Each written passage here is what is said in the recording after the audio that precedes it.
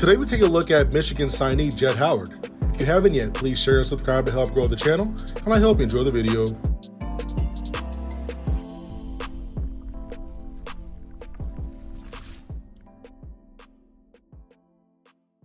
When the very first official rankings came out for Jett when he was going into his 10th grade year, I knew he had some potential, but I've seen so many guys be top 50, top 40 players early on, then by their senior year, they're not really a prospect anymore. Whether they stopped growing, stopped working on their game, didn't patch up their weaknesses, or guys in their class just simply caught up skill-wise or were late bloomers. But Jett kept working and expanding his game, realizing that some of the habits he could get by with in high school wasn't necessarily going to be enough if he was going to achieve bigger goals on a bigger stage.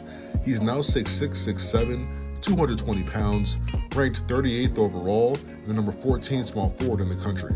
He has the prototype of a big off-ball guard, good spot-up jump shooter, athlete, really good 2 to 3 dribble scorer. His player comparison today is going to be former Kansas guard and NBA prospect Ochai Agbaji. Jett has a little more wiggle in his game, but strong, physical on the drive. Can hit the spot-up jumper or hit you with the pull-up off of a couple dribbles. Good athletes for their size, best when going downhill and attacking the basket with good body control. Today's video is powered by SeatGeek. Get $20 off any tickets sold using promo code AITRIGHT on the SeatGeek app or website. Jett is a really good shooter, probably his bread and butter and best attribute.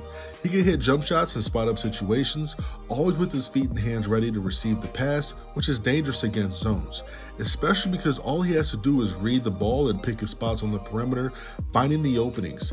This was evident this past year at IMG, where he was in the 99th percentile in offensive efficiency against the zone, ranking 15th in the country among nationally recognized high school programs. When against man-to-man, he still hit jumpers and spot-up opportunities off of dribble penetration, but was just as capable of shooting off of movement as he was in catch-and-shoot situations. He's able to come off single and double screen hitting shots, running away from the basket, once again, getting his feet and hands ready to catch and release the ball in rhythm. When on the move, he's more likely to use a slight leg kick, using it to balance and adjust himself in midair. He has good form, a lower release, but still, on the way up, you still see good balance throughout his body, his torso, and his legs. His arms form a good angle, and the ball is up and out, with Jett still being able to look through his vision window. I always feel that Jett was always seen as a jump shooter early on, and he used to float a bit too much on the perimeter. But he's been able to work on creating his own shot and creating for his teammates, getting downhill and not needing others to do the creating for him. His confidence has gone through the roof, and he looks so comfortable against all levels of competition, getting to where he wants to get to with the basketball. He's developed another level of wiggle with his handle and able to shake defenders and finish at and around the basket.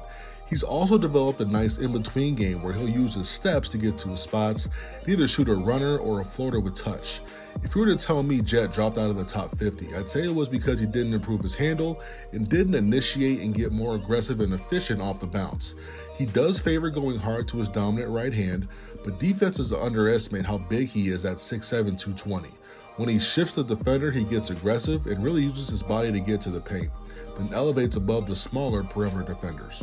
Offensively, Jett has developed into a weapon, winning the King of the Hill trophy at one of the All-American All-Star games, but that's not what's going to get him playing time at the next level. It's going to be his defensive capabilities. At IMG, he was graded in 20 games. As the ball handler defender in the pick and roll, he allowed 2 total points on 19 scoring attempts, which was rated in the 98th percentile among nationally recognized high school programs. And when defending in isolation, Jett allowed 3 total points on 13 scoring opportunities, which was in the 94th percentile. At his size, he should be able to guard the 1 through 4 in college and hold his own. This will allow Michigan to include him in most perimeter switches without risking a mismatch. Granted, the offenses will be much more complex with bigger, stronger, older, and better players at the high major level, but physically, he'll be able to guard and hold his own against most concepts. Overall, Jett comes in with a two-way mentality focused on winning. He gives the Michigan offense and defense a versatile option ready to play right away. Another perimeter player they can trust to create and provide the necessary spacing for the interior play. His shot and size translate well to help compete in the Big Ten and go for another NCAA tournament run.